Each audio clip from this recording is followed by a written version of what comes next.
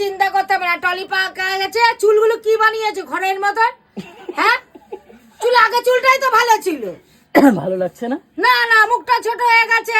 ওই চুল দেখো না, সুন্দর চুল। আরে টলিটা কি বলছে সেটা হ্যাঁ, বলো। টলি পাকা গেছে, আর চিন্তা করতে হবে না। এবার থেকে এটা ভালো লাল কার, কেউ বুঝতে পারবে না, কেউ বুঝতে পারবে না, বাধাই থাকবে।